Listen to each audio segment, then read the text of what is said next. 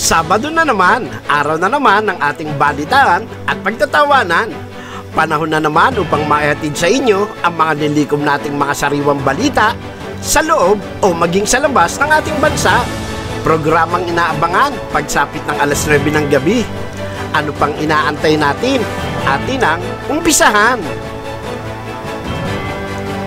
At sa ulo ng mga balita ay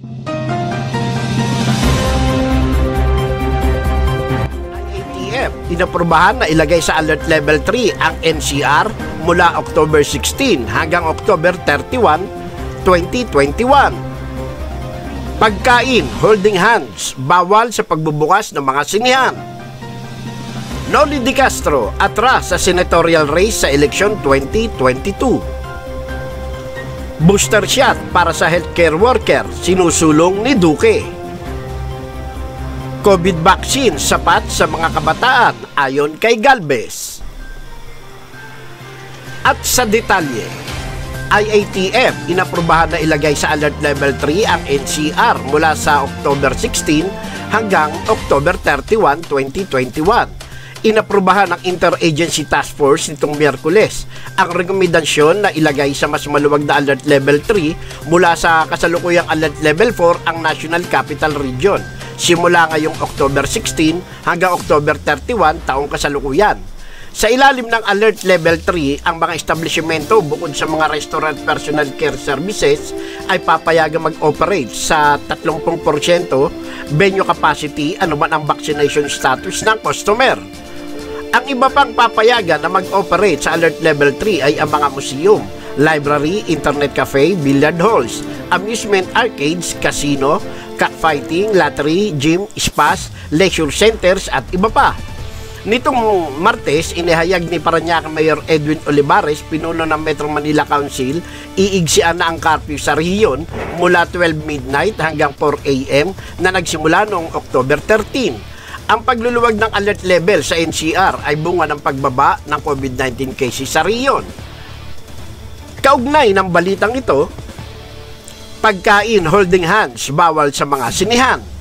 Pinayagan na ngayong Sabado ang pagbubukas ng mga sinihan sa Metro Manila matapos ibaba sa Alert Level 3 ang community quarantine, pero bawal ang pagkain tulad ng popcorn at pati na ang holding hands. Sa ulat nitong Webes, sinabing magkakalayo ang upuan ng mga manonood kaya bawal ang magkakatabi. Bawal ding alisin ang face mask habang nasa loob ng sinihan kaya bawal ang pagkain. Matapos ibaba ang Interagency Task Force on Emerging Infectious Diseases sa Alert Level 3, ang community quarantine sa Metro Manila, kabilang ang sinihan sa papayagan na mag-operate ng 30% capacity. Mga fully vaccinated lang ang papayagan sa loob ng sinihan. Dahil sa pandemic, sinara ang mga sinihan mula pa noong Marso 2020. Ang pagbubukas ng sinihan ay ikinatuwa ni Joy Sigasig dahil makababalik na siya sa trabaho. Wala kami ibang mahanap na trabaho kasi sabi antay-antay lang magbukas. Mahirap sa amin noong nag-lockdown kasi wala kaming makuhang budget ayon kay Sigasig. Nagsimula ang Level 3 sa Metro Manila ngayong October 16, 2021 at matatapos ng October 31, 2021. Noli De Castro, atras sa senatorial race sa election 2022. Ayon kay De Castro, napagtanto niya na mas makatutulong siya sa publiko kung magpapatuloy sa kanyang trabaho bilang broadcast journalist. Inanunsyo ni dating Vice President Noli De Castro ang pag-atras niya sa senatorial race sa May 2022 election. Isinumiti ko ang aking kandidatura sa COMELEC noong Biyernes, ngunit nagkaroon ng pagbabagong aking plano, sabi ni De Castro sa isang pahayag nitong Miyerkules. Nais kong iparating sa lahat ng aking mga kaibigan at supporters na naghahanda na sanang tumulong sa akin, na nagpasya akong hindi na ituloy ang aking kandidatura, patuloy niya. Gayunpaman, hindi pa nagbago ang aking layunin at hangad para sa bayan. Kasabay ng pagdarasal sa Poong Nazareno, na pag-isip-isip ko, mas makatutulong ako sa pagbibigay ng boses sa ating mga kababayan sa pamamagitan ng pamamahayag, paliwanag niya. Tatakbo sana Senador si De Castro sa ilalim na Aksyon Demokratiko ni Manila Mayor Isko Moreno na tatakbo namang Pangulo ng Bansa. Nagpasalamat si De Castro sa pagtitiwala sa kanya ni Moreno. Sinabi naman ni Moreno na iginagalang niya ang pasya ni De Castro. In truth, when my team was convincing him to run once more for the Senate, he He contemplated it for a long time, anang alkalde. We respect his decision to forgo his re-entry into national politics and wish him well because we know that he will continue to have the best interest of our kabayan or interest of our people as the pambansang kabayan inisart, dagdag pa ng alkalde. Sinabi naman ni Action Democratico Chairperson Ernest Ramel na mananatiling miyembro ng partido si De Castro. Booster shot para sa healthcare worker, sinusulong ni Secretary Duque. Itinutulak na Health Secretary Francisco Duque III sa gobyerno na mabigyan ng booster shots laban sa coronavirus disease ang health workers. Personally, I'd recommend booster shots for our healthcare workers and I'm pushing it for it. Ani Duque. Subalit sinabi ni Duque na inirekomenda ng mga eksperto na pagtuunan ng pansing unahin ang mga hindi pa nababakunahan. It's just that our own expert group. They're all saying that we have to ensure that a bigger percentage of the population must receive the primary series of vaccines. Pahayag niya. Sa kasalukuyan, nasa halos 23.8 milyong Pilipino o 31.8% ng target mabakunahan ang fully vaccinated na laban sa COVID-19. Dati nang sinabi ni Health Undersecretary Maria Rosario Berhere na walang ebidensya magpapatunay na nakapagbibigay ng kumpletong proteksyon ang booster shots laban sa COVID-19. Ani Berhere na ipaliwanag na ito ng DOH sa mga healthcare workers at naniniwala siyang nagkakaintindihan na ukol sa bagay na ito. Pinapakita sa isang survey na isinagawa ng DOH kamakailan lamang na kalahati sa 10,525 na tumugon ay hindi sang-ayon na magpatrok ng booster shots na walang pagsang-ayon ng mga eksperto. COVID vaccine sapat sa mga kabataan ayon kay Galvez.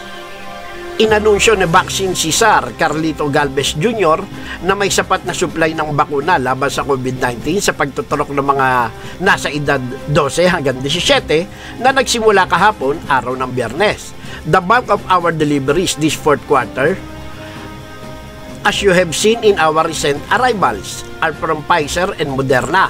These are the same vaccines that will be used to inoculate our younger population, ani Galvez sa isang pahayag. We already have the supply and we are ready for the rollout. Sa datos, higit 1.3 milyong dose ng Moderna ang dumating noong Sabado na may kabuong bilang na 85,575,600. Maalalang iginawad ng Food and Drug Administration ang emergency use authorization sa Pfizer at Moderna upang maiturok sa edad 12 hanggang 17.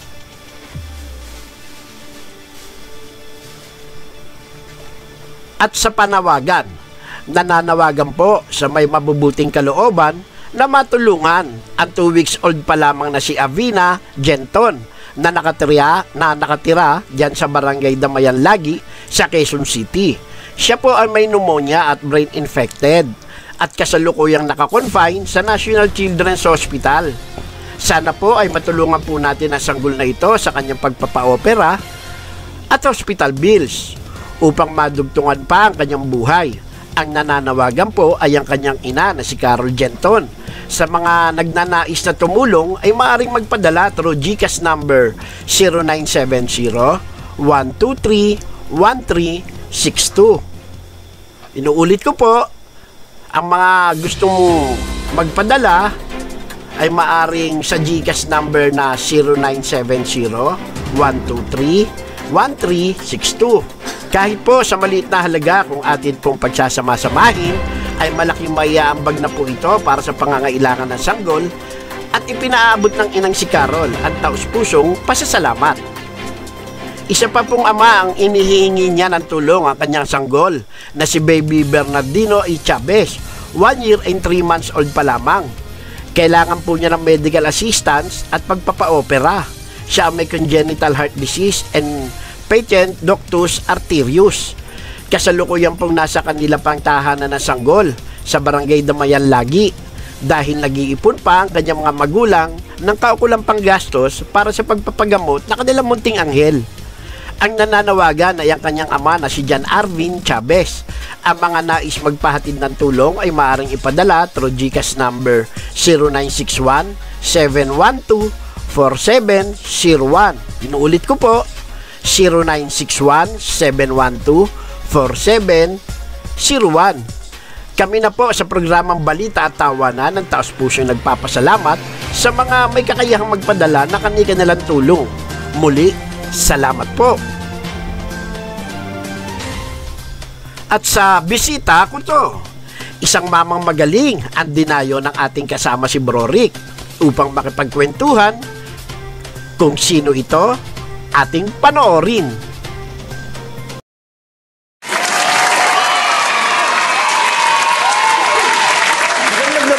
Ito, gumala na naman ako. Pero hindi kalayuan, no?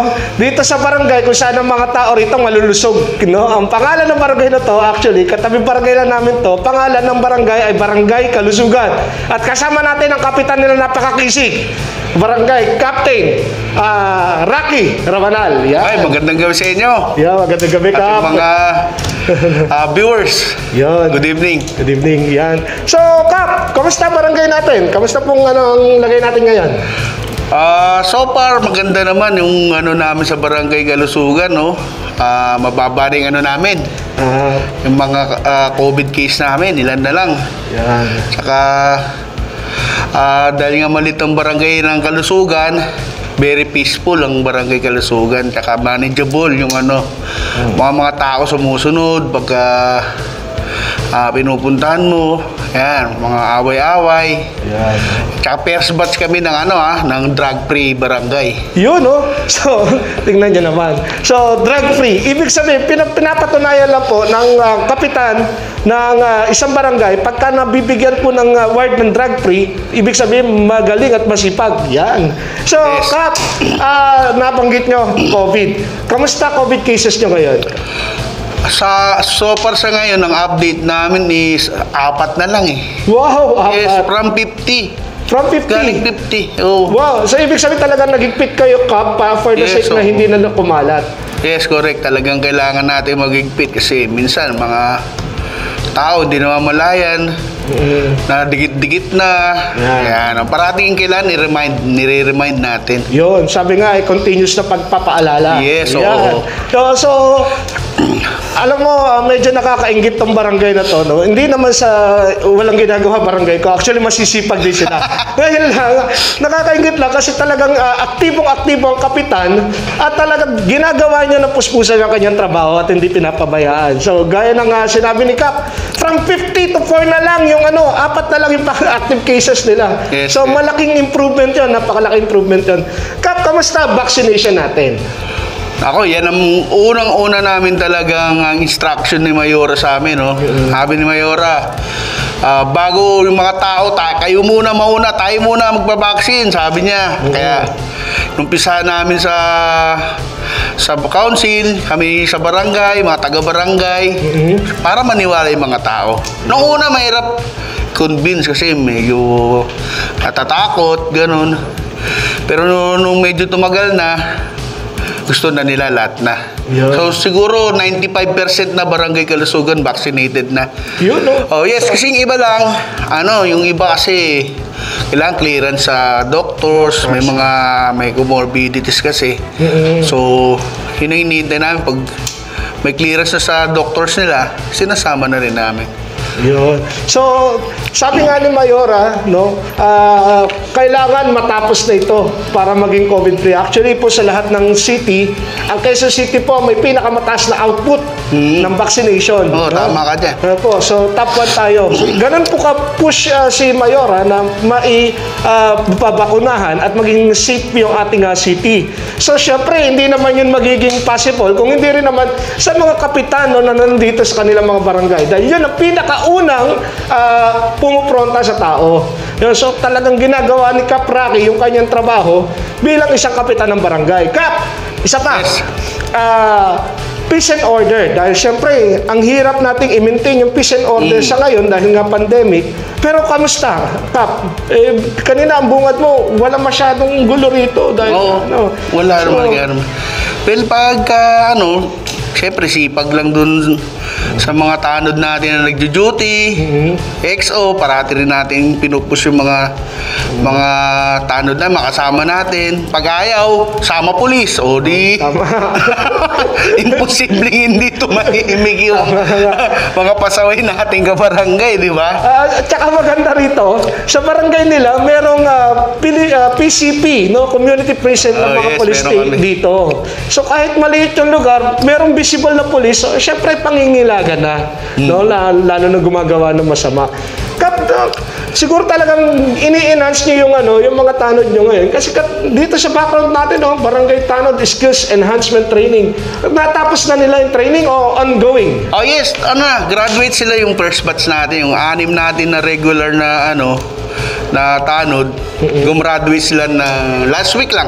Wow! O kaya pasalamat tayo sa ating Mayora. QC government kay Mayora dahil yan enhancement training yan para lalong maging effective yung mga tanod natin. Yun. So talagang pinangangatawanan lang natin na talagang, pinangatawanan nyo na bilang epektibo ang inyong mga tanod Yes, dito so, dahil nga po less yung ating crime dito o yung kaguluhan.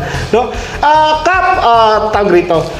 For the past na mga ginawa ninyo, lalo na this pandemic, hindi pa kayo nahihirapan, hindi naman ba kayo nagkasakit, lalo na pandemic, ganun.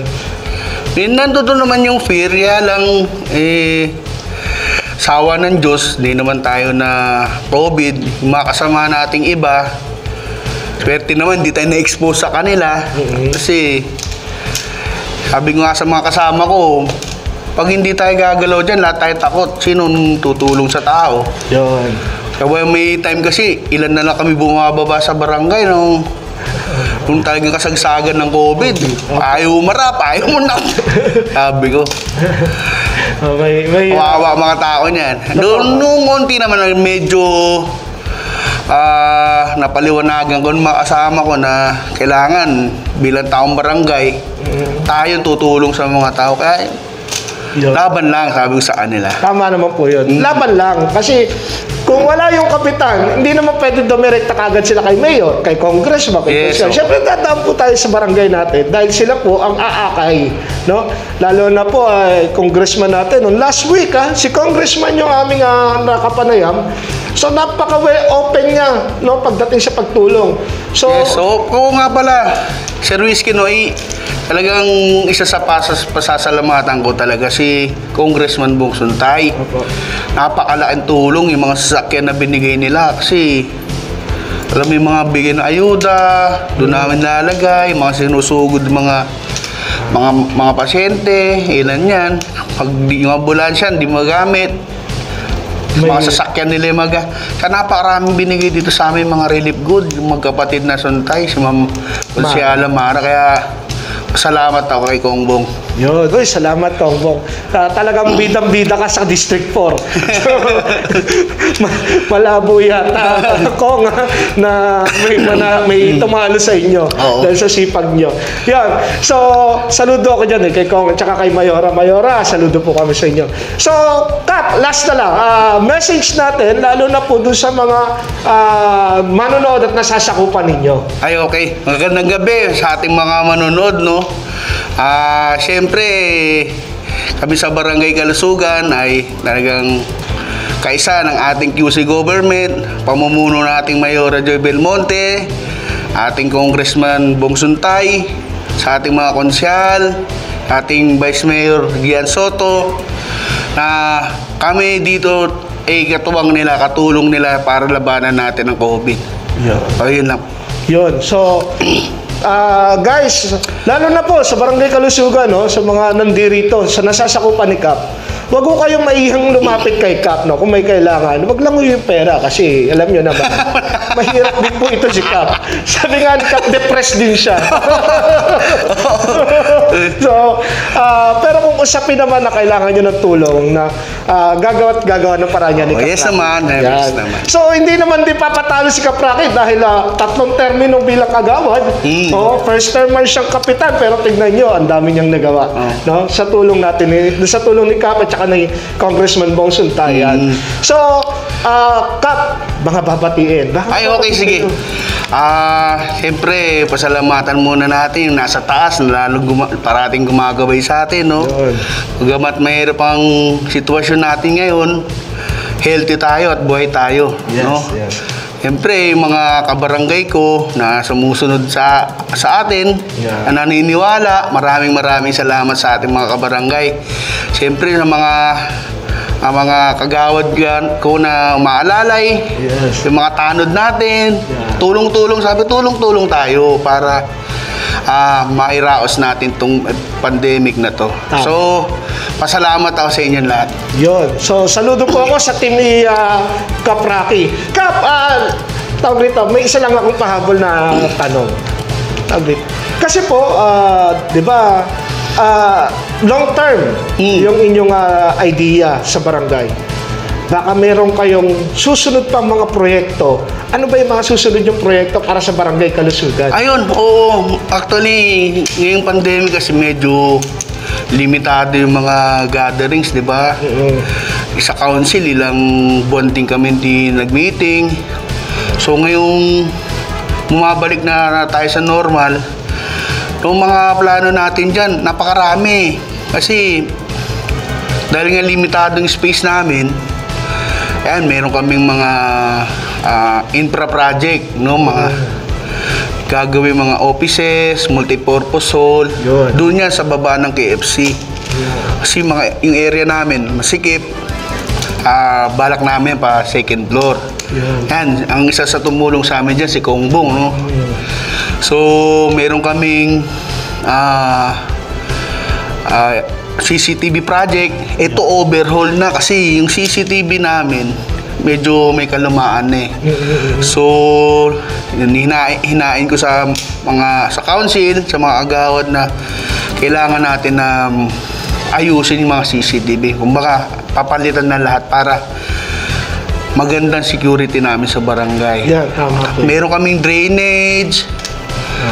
Yung mga kalsada namin, malinaw na rito eh. Kaya, yung mga street light namin, pag napadaan ka rito sa gabi sa amin, kala mo parke rito. Kasi, ayan, talaga sa tulong din ng Mayora, sa task force street light, maliwanag na. Yun na lang, CCTV, yung infra, yung drainage namin doon, binabaha kami pati rito. Gagawin niya. Yun, mga ilan lang. Opo. Ilan lang sa mga future project ni Kap Rocky. So, syempre, hindi naman si Kap Rocky makikinabang doon. Ang makikinabang doon, yun nandito sa kanyang barangay. Yes. Especially yung kanyang multipurpose hall. So, maraming matutulungan. Kung meron mang kailangang evacuate, so pwede doon sa multipurpose hall. No? So, ang kapitan dito, hindi pa tulog-tulog, no? At gala rin ng gala. Parang ako, ikot ng ikot. So, hindi madaling hanapin si Kap, no? Madali itong kausap si Kap. So, madali rin magpa-schedule. Yun. So, Kap, ang barangay captain ng barangay Kalusugan. Sorry, Kap. Kaularan pala, inggi yun. Ay, kaularan, Kap Dongcheng. Yeah, sorry, Kap Dongcheng. Kaibigan natin yun. Kaibigan natin, si Kap Dongcheng, sorry. Barangay Kalusugan pala. Kaya nga, malusog ang kapitan dito. Yan, ang barangay captain natin, Kap Rocky Rabanal. Back to you, Brother Magic.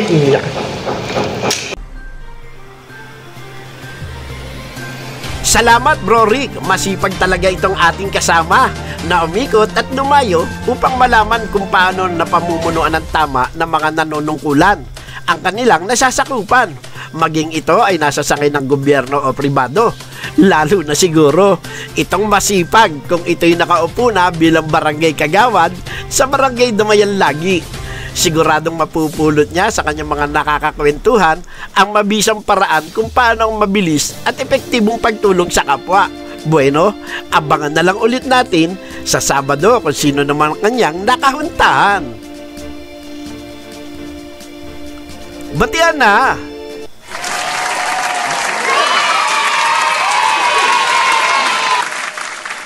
Masayang panonood sa ating mga taga-subaybay tuwing araw ng Sabado, gaya ng Emergency Rescue Association, Badger International ng Antipolo, Black Rider Motorcycle Club, White Dragon Fire Volunteer ng Binondo, Tres Fire ng Malabon, at sa magilo na taga-subaybay dyan sa barangay Damayan Lagi. Birthday batian na! Maligayang kaarawan sa mga sumusunod. Noong October 13, sina Glacial Abergonzado, Pinky Andrade Ashmore, Malu Fabale, Gerald Arienda Herona, Telma Oronos, Iram Khan at Gilbert Laguna Perdes. Noon naman October 14, nag-birthday sina John Brian Mapa at si Rainese, Atit Bugatan, Amy Aquino, Josie Socorro Montierde, Bernadette Saber at sakasin ko na si Ka Herman Robles. Noong October 15, kahapon, araw ng Biyernes, sina Janine Carla C. Royo, Bea Lopez, Christine Joan, Ana Pepilisan Dagipa, Melvin Albao at buting asawa na si Marlene Duque. Sis, happy birthday! Ang pagbati ay mula sa iyong kabiyak na Mr. Adrian Duque at programang Balita at Tawanan. At happy birthday sa mga nagdiriwang na kanilang kaarawan ngayong araw ng Sabado, October 16. Gaya ni na Alvin Ofilas, Carla Saison Proha ng Ira, Ralph Frederick Flores, Lovely Chongson Rojas, Angelica Chua, Chari Ibanez, Cheryl Bermudez, Ani Barbadillo Laurel, Ions Cabasa Sanapad, Agnes Albao, Carla Saison Proha at Sunshine Mendoza. Bukas naman, araw ng Linggo, October 17, sina Francis Evangelista, Joyce De La Cruz, Melody Manawis, Beth Almasan, Elsie Albao Bragais, Heidi Cabilin, Lea Biongold, Shi Airi, Dani Ella, at Bri Montealegre. At birthday din sa Lunes, October 18, ni na Ka Elizabeth Angeles, Brian Ulalat, Luisa Llaneta, Mary Grace Larutan, Tan Gale, Camille Postolero, Lisel Baloging Puegan, Angela Perez at Maribel. At special na pagbati sa chairman ng Badger International at kumpari ko na si Mr. Ricuelo Boy Galaxy Alejo. Pare, happy birthday! Dahil sa level 3 na, medyo maluwag na, kaya't makakapag-celebrate ka na ng bongga. At sa isa pang maligayang kaarawan sa aking pinsan sa October 18 sa araw ng Lunes, walang iba kundi ang napaka-gorgeous na si Rosemary Cotoco. Pinsan, happy birthday! Saan bang celebration? At sa lahat na nag-birthday, gaya ng dati, last nyo na to.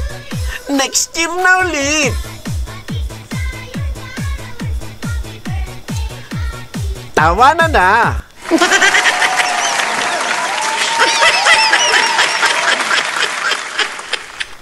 Ang taong mahilig magpatawa, ang masarap mahalin.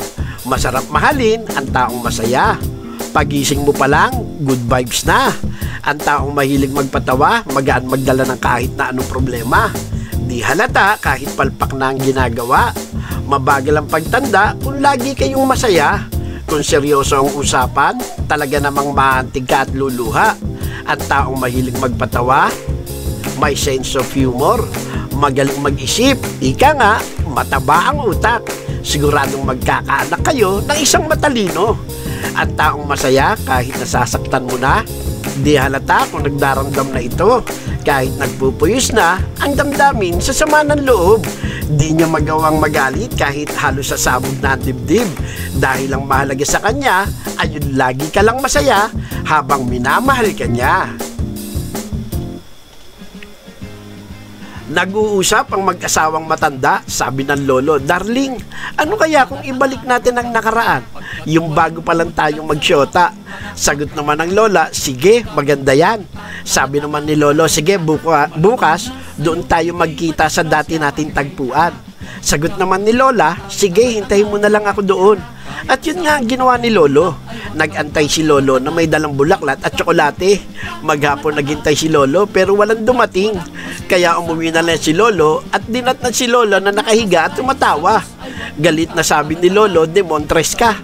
Bakit di mo ako sinipot doon?" Sabi ni lola, "Di kasi ko pinayagan ni nanay."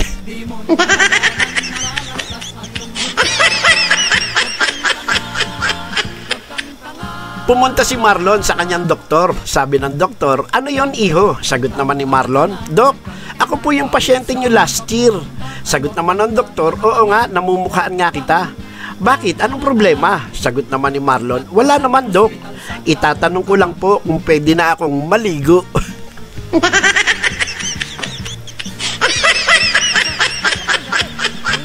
Pumunta si Agapito sa kanya kumparing Ricky. Sabi nito, paring Ricky, pwede ba makahingi ng papaya? Marami namang bunga ang puno mo. Sagot naman na Ricky, aba teka pare, nasan ka na nagbubungkal ako ng lupa sa ilalim ng mainit na araw para itanim ang mga ito? Nasan ka nung dinidiligan ko ito para di matayo at malanta? Nasan ka rin nung mga panahon na hirap ako? Nasan ka? Sagot naman ni Agapito, nakakulong kasi ako noon pare. Nakapatay ako ng madamot. Sagot naman na Ricky, ganun ba? Sige pare, kuha ka lang dyan. Maraming bungang papaya ko, damihan mo ha. May langka rin dyan. Kumuha ka na rin.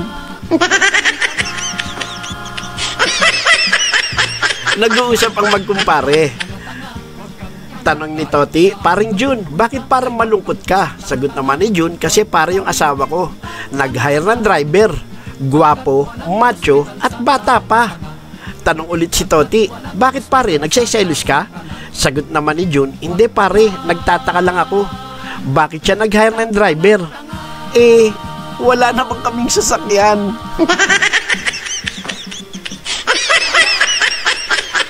At sa yun pala yun, dagdag kaalaman.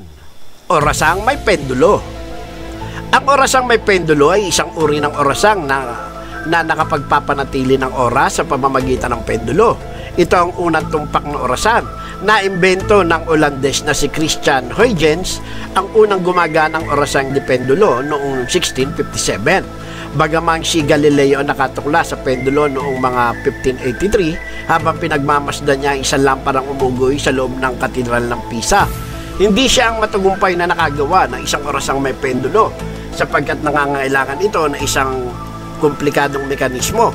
Napag-isipan lamang ni Galileo kapag nakakabit ang isang orasan sa isang pendulo, maaaring gawin ang mga itong gumalaw ng bahagya sa bawat pag-ugoy ng pendulo. At sa tamang haba, gagalaw ang mga kamay ng orasan sa tamang pagkakataon upang makapagsukat ng oras. Si Huygens ang nag-aral ng mga pendulo at nakaimbento ng matagumpay na mekanismong para sa orasang may pendulo. At nagpapasalamat po ang programang Balita at Tawanan sa ating mga sponsors. Kay Mr. Jeffrey Santos ng Devil's Burger na may branch dyan sa Litex Payatas, Boni Serrano sa may Krame at ang bagong bukas na branch dyan sa may Balintawak, Quezon City. Ang walang katulad sa sarap na hamburger. Saan ka pa? Lipat na! Sa magpartner na sina Stan at Isay ng Bowls & Ounce Online Bake Shop and all baking needs. Kontakin lamang po sa numero 0932-378-0621 at sa kanilang FB page para po sa nais magpa-customize ng kanilang cake. Ang cake na di lamang sa ganda ng disenyo kundi maging sa lasa, nagkakaisa. Kay Dr. Francis Jolan Palencia, Chief Operating Officer, Ergonix Medical Corporation. Pwede po ninyong tawagan sa kanilang hotline number 837-7377. May magagalang at masisipag silang mga medical staff na nakasisigurong aasikasuhin ang inyong mga pasyente. Matatagpuan ang Ergonix sa Regalado Highway, Novaliches, Quezon City. At kay Miss Mickey Garcia Ayalin sa kanyang Casa Garcia at Casa Garcia Kusina. Diyan makikita ang mga artwork ng kilalang mga pintor, maging makakagamitan sa kusina at mga pagkaing ubod ng sarap. Matatagpuan sa ground floor ng UP Town Center, Quezon City. Kay Mr. Tong Shin Da Silva ng Angry Neighbors Performance para sa mga nagnanais na gumanda ang performance ng makina ng inyong mga sasakyan, tunguhin ang kanilang shop na nariyan lamang sa Dagohoy Street, Marikina City. At kay Alexander Dalida ng Powa Bicycle Store, mga bisikletang matitibay, nakaagapay sa araw-araw na transportasyon. Ito ay nasa Barangay Holy Spirit Commonwealth, harap lang po ng COA. Kay Mr. Michael Liu ng 7175 Vape Shop, mga vape na mapagkakatiwalaan dahil sa original ang mga ito. Matatagpuan sa 717 Sibilia Street, Binondo, Manila. Contact number 0935-192-8840. Kay Mr. Francis Dayan ng Chill Collection Vape Juice, masarap ang kanilang mga flavor kaya't binabalik-balikan ang mga ito. Ang kanilang contact number ay 0945-499-5100. Kay Mr. Eduardo B. Gomez Jr. ng Edge Coffee Online Coffee Shop, dyan sa may Better Living Subdivision, Parañaque City. Ang kanilang coffee ay nasa botelya na 400 ml at made to order. Ang coffee amoy pa lang ay hahanap-hanapin. May Instagram account din sila at FB na pwede niyong kontakin. Or maaari din tumawag sa telepono bilang 0927-945-0725. Tambayan sa Antipolo. Ang Tambayan sa Antipolo ay matatagpuan along Marcos Highway, malapit po sa RC Cola Plant. Ang Tambayan sa Antipolo ay bukas tuwing araw ng Biyernes, Sabado at Linggo. Nagsoserve din po sila ng mga paborito niyong pagkain. Dito may experience ang malaparaisong kapaligiran habang nagbabanding ang buong pamilya. Maaari din po kayong makitambay at magdala na sariling pagkain. Sa mga nagnanais ding gumamit ng Tambayan sa mga ordinaryong araw, mangyaring kumontak sa kanilang opisina para sa inyong napiling araw at oras. Mahigpit na ipinapatupad ang pagsusot ng face mask at iba pang safety measures para makaiwas sa COVID-19.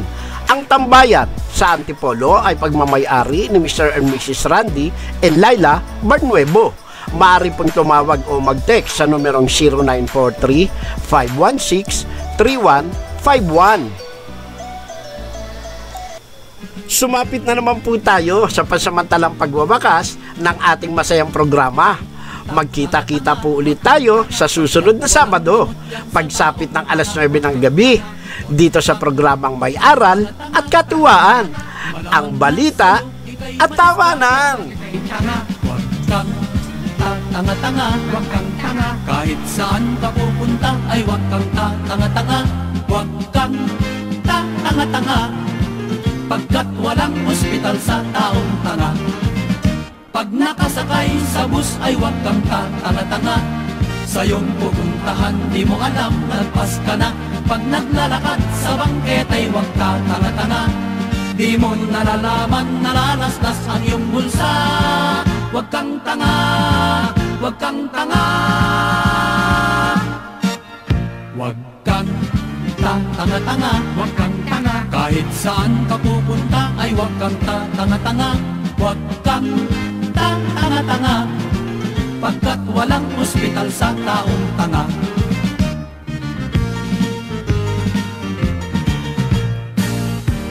Kapsat, saan ka ba nang galing? Mangyari, may nakita ko ang daming taong nakapila. Oo, nakapila din ako. Di ko alam sini pala yun. Oh, pagkatapos nang nasa loob na ako, nadinig ko may nagtawanan. Oo, tumawa din ako. Pagkatapos nakita ko may nag-iyakan. Oo, nakiiyak din ako. Oh, pagkatapos maya-mayang konti may nagsigawan. Nahulog. Uy, sumigaw ka rin. Hindi na ako sumigaw. Bakit? Ako yung nahulog eh. Pag nagmamaneho ka ay wag kang tanga-tanga. Baka mabangga kay nakududong mahirap na. At kung ang trabaho mo naman ay sa opisina, palalayasin ka pag ika'y tanga-tanga. Wag kang tanga, wag kang tanga. Wag kang tanga-tanga, wag kang tanga. Kahit saan ka pupunta ay wag kang tanga-tanga. Wag kang tanga-tanga, pagkat walang ospital sa taong tanga. Pagkat walang ospital sa taong tanga. Wag kang tatanga-tanga.